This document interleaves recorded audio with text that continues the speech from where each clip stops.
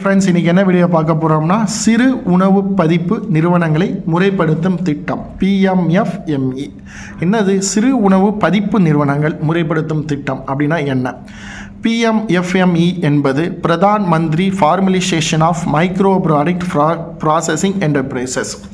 இந்த திட்டம் சிறு அளவில் உள்ள உணவு பதிப்பு தொழில்களை அதிகாரப்பூர்வ முறையில் கொண்டு வருவதற்கான உருவாக்கப்பட்டதாகும். இப்போ சிறிய அளவில் ஒரு ஃபுட் பிஸ்னஸ் பண்ணுறாங்கன்னா, இப்போ இந்த முறுக்கு போடுறவங்க, சின்ன சின்ன கடல மிட்டாயி, தேன் மிட்டாயி, சூட மிட்டாயி, அந்த மாதிரிலாம் தயாரிக்கிறவங்கள அவங்கள வெளியில் தெரியாமல் இருப்பாங்க. அவங்கள அதிகாரப்பூர்வமான முறையில் அவங்களுக்கு ஒரு அங்கீகாரம் கொண்டு வந்து அவங்களோட தொழிலை இன்னும் மேலும் உருவாக்குறதுக்காக கொண்டு வரப்பட்டது தான் PMFME.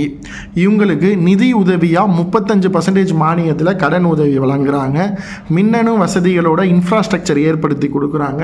அவங்க தயாரித்த பொருட்களுக்கு விளம்பர உதவி கொடுக்குறாங்க.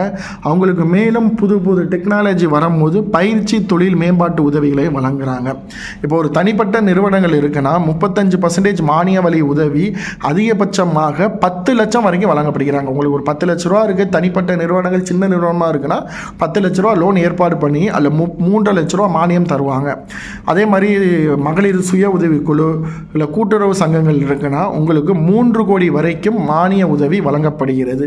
இதில் நீங்கள் பயன்பெறணும்னா www.pmfme.mofbi.government.in இணையதளத்தில் போய் பயன்பெற்றுங்க.